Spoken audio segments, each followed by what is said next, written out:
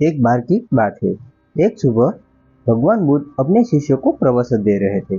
तभी एक शिष्य ने खड़े होकर कहा, भगवान, क्या हम किसी के मन की बात जान सकते हैं? क्या हम किसी के मन के विचार को पढ़ सकते हैं? भगवान बुद्ध मुस्कुराए और बोले, अवश्य पढ़ सकते हैं। ये सुनकर शिष्य ने कहा, वो कैसे? भगवान बुद्ध ने कहा कि मैं तुम्हें एक कहानी के माध्यम से समझाता हूँ। भगवान बुद्ध ने कहना शुरू किया, ये बात प्राचीन काल की है। एक ऋषि थे जिनका नाम कौशिक था। जब वे युवा सन्यासी थे तब वह एक दिन रोज की तरह नदी से नहाकर जंगल के वृक्ष के डाल के नीचे ध्यान करने बैठ गए। जब वह युवा सन्यासी ध्यान करने की कोशिश कर रहे थे तब एक चिड़िया ने उस पर गंदगी कर दी।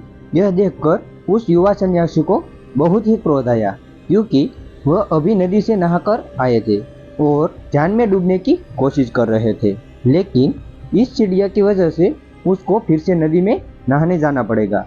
उस युवा सन्यासी की आंखें लाल हो गई थी और उसने गुस्से से उस चिड़िया पर नजर डाली। उस नजर को चिड़िया के ऊपर पड़ते ही वो चिड़िया जलकर भस्म हो गई। यह देखकर उस युवा सन्यासी को बड़ी ही शांति मिली कि मेरी तपस्या कुछ तो काम आई, और फिर से नदी में स्नान करके फिर से ध्यान करने बैठ गया। दोपहर होने पर भोजन के लिए जंगल के पास वाले गांव में भिक्षा मांगने निकल पड़े। वहां घर के बाहर होकर उसने आवाज लगाई, भिक्षाम देहि। अंदर से किसी स्त्री की आवाज आई, कृपया थोड़ा इंतजार करो, मैं थोड़ी देर में आ रही हूँ। यह सुनकर युवा सन्यासी को क्रोध आ गया, क्योंकि उसको परेशान करने वाली एक चिड़िया को उसने सुबह सुबह ही भस्म कर दिया था। उस घटना से उसको आत्मिक घमंड हो गया था। उन्होंने और जोर से चिल्लाकर कहा, भिक्षाम देहि। अंदर से फिर उसी स्त्री की आवाज आई, मैंने कहा ना, थोड़ा इंतजार करो, मैं आ रही हूँ।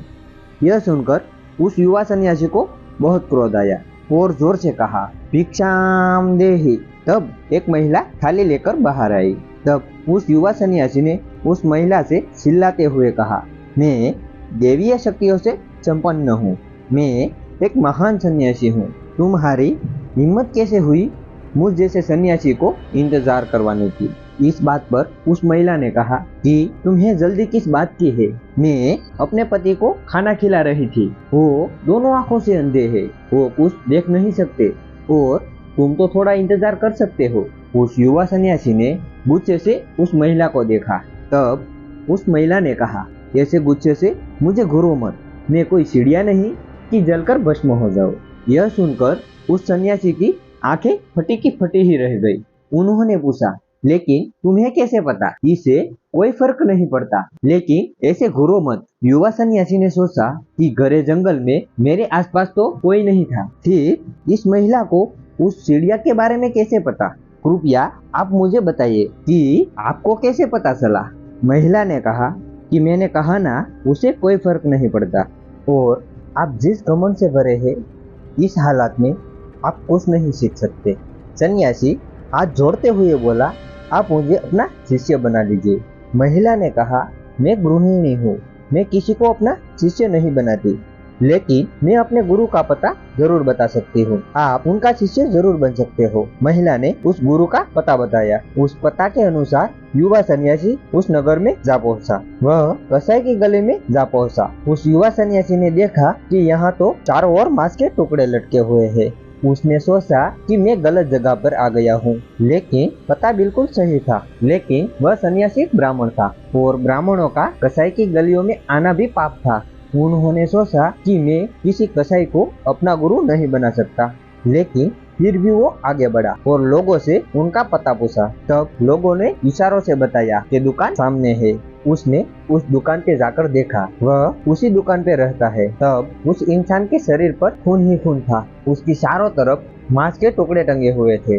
वह बड़े ध्यान से टुकड़ों को काटने में लगा हुआ था। तब वह युवा सन्यासी ध्यान से सोचने लगा कि मैं ब्राह्मण हूँ, ये कसाई वाला मुझे क्या सिखाएगा, और चाहे फिर कुछ भी हो, मैं कसाई का शिष्य तो बन ही नहीं सकता। तब वह वहाँ से जाने लगे। तभी उस इंसान ने उसको उसके नाम से पुकारा। उसने कहा, महात्मा कौशिक, आपने उस स्त्री ने मेरे पास भेजा ना? वह सुनकर उस सन्यासी वहाँ खड़े के खड़े ही रह गए, क्योंकि उसने अपना नाम किसी को भी नहीं बताया था। फिर यह इंसान मेरा नाम कैसे जानता है? उसने कहा कि आप थोड़ी देर इंतजार कीजिए, मैं अपना काम पूरा कर लूं। वह सन्यासी वहीं खड़े रहे। उन्हें उस कसाई के घर पे घुटन हो रही थी।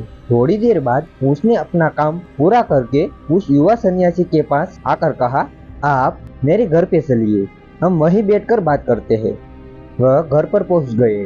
घर पे पहुंचते ही उसने उसको बैठने के लिए कहा और खुद जाकर स्नान करके साफ सुथरे कपड़े पहनकर बाहर आया। बाहर आकर उसने कहा, आप थोड़ी देर और इंतजार कीजिए, तब तक मैं अपने माता पिता की सेवा करके आता हूँ। वो जाकर अपने माता पिता की सेवा की और अपने माता पिता को खाना खिला के बाहर आया और उस व्यक्ति के पास आकर बैठ गया और उस युवा सन्यासी को पूछा कि बोलिए क्या प्रश्न है आपके? उस युवा सन्यासी ने कहा कि सुबह सुबह उस महिला उस चिड़िया के बारे में जान गई और आप मेरे बताने से पहले ही सब कुछ मेरे बारे में जान गए, यहाँ तक कि आप मेरे नाम को भी जान गए। आप ये सब कैसे जान पाते हैं और ये सब कैसे जाना जा सकता है? बस उसका तरीका मैं जान सकता हूँ। उस युवक ने कहा, बड़ा ही आसान है, बस किसी भी काम को बड़ी ही भागीदारी और ध्यान के साथ करना चाहिए, चाहे वो कैसा भी काम क्यों ना हो। जैसे कि तुमने देखा उस महिला ने अपने अंधे पति की सेवा बड़े ध्यान से की है। उस काम को वह बड़े ध्यान से और पूरी निष्ठा से करते हैं। उसकी सेवा करने में कोई भी कमी नहीं छोड़ती है। मैं अपने माता पिता की सेवा करता हूँ और बड़े ध्यान से करता हूँ, उसमें मैं कोई कसर नहीं छोड़ता। मैंने कसाई बनना स्वीकार किया क्योंकि मैं जानवरों को कम से कम तकलीफ देकर उसे काट सकूं। अगर मैं यह काम नहीं करता तो कोई और आकर करता। वो उस जानवरों को मरने से पहले कितना कष्ट पहुंचाता। मुझे लगता है कि मैं इस काम को कि सबसे अच्छे तरीके से कर सकता हूँ। मतलब कुछ भी काम करो उसे प्यार, करुणा और ध्यान से करना चाहिए। जब भी हम ध्यान से काम करते हैं तब हमारा मन एकदम शांत हो जाता है। जब हमारा मन शांत हो जाता है तब उसके सामने जो भी व्यक्ति आता है, उसके मन में जो भी विचार आता है वो हम आसानी से पढ़ सकते हैं। जैसे कि उस महिला ने तुम्हारे मन के विचारों को पढ़ लिया। यह सुनकर उस युवा सन्यासी को बोध हो गया था कि अगर हमारा मन एकदम शांत रहेगा तो हम किसी के मन के विचार आसानी से पढ़ सकते हैं।